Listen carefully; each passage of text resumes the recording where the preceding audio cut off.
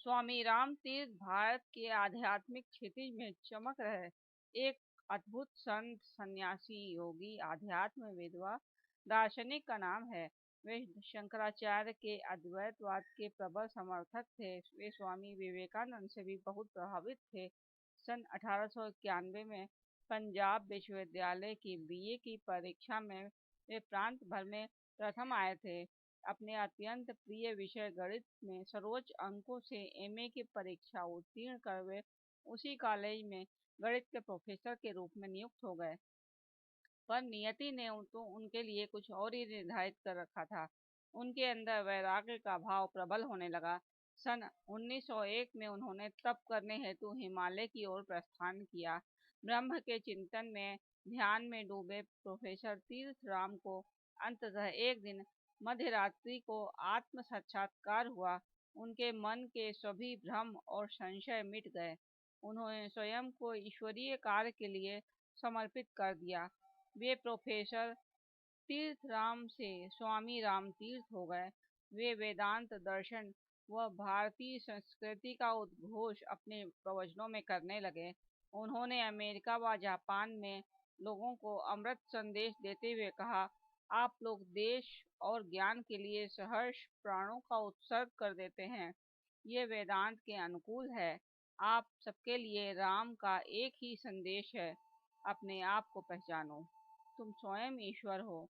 शाश्वत शांति का एकमात्र उपाय है आत्मज्ञान।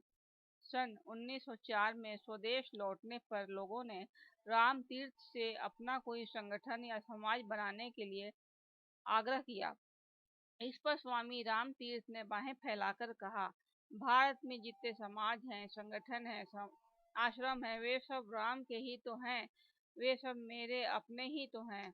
उनकी दृष्टि में सारा संसार केवल एक आत्मा का ही खेल था। जिस शक्ति से हम बोलते हैं, उसी शक्ति से उदर में अन्न पचता है। उनमें कोई अंतर नहीं। जो शक्ति एक शरीर में है, वही सब शरीरों में भी है। उनका मानना था, मनुष्यों की भिन्न भिन्न श्रेणियां हैं। कोई मनुष्य अपने परिवार से, कोई जाति से, कोई समाज से, तो कोई संप्रदाय से घिरा हुआ है, बंधा हुआ है। कोई मनुष्य सिर्फ स्वयं के बारे में सोचता है, स्वयं का भला चाहता है। कोई परिवार के बारे में सोचता है। कोई सिर्फ अपने को ही समाज और संप्रदाय के बारे में सोचता है। पर सच्चा मनुष्य तो वही है जो समष्टिगत हित में सोचता है, जो समस्त सृष्टि को भगवान का प्रतिरूप मानकर उनको अपना ही मानता है और सबके सुख, सौभाग्य व कल्याण की भावना रखता है। संकीर्णता के कारण व्यक्ति को अपने घेरे के भीतर के लोग, समाज, संप्रदाय अनुकूल लगते हैं और घेरे के बाहर के लोग समाज व संप्रदाय प्रतिकूल लगते हैं। यही संकीर्णता अनर्थों की जड़ है। प्रकृति में कोई भी वस्तु स्थिर नहीं, अस्तु अपनी सहानुभूति के घेरे भी फैलाने चाहिए। इसी से आत्मविस्तार संभव है। सच्चा मनुष्य वही है जो देशमय होने के साथ साथ विश्वमय भी हो जाता है। इसमें नुकसान कुछ भी नहीं, वरन लाभ ही लाभ है। यह प्रकृति के भी अनुकूल है, यह वेदांत के भी अनुकूल है। वे कहते थे, इसमें अपनी संकीर्णता का अंत भी है और अपना ही आत्म विस्तार है, और उसी में आनंद है, परमानंद है, ब्रह्मानंद है। इसमें हर पल यह स्मरण रहना ही चाहिए, आनंद ही जीवन का परम लक्ष्य है।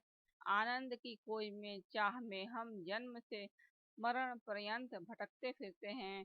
कभी किसी वस्तु में सुख ढूंढते हैं, तो कभी किसी व्यक्ति में, पर आनंद का स्रोत तो हमारी आत्मा ही है, जो अपने सच्चित आनंद स्वरूप आत्मा को विस्तृत कर उस आनंद से विमुख है। वही वास्तव में दास है, गुलाम है और शाश्वत सुख व आनंद से वंचित है।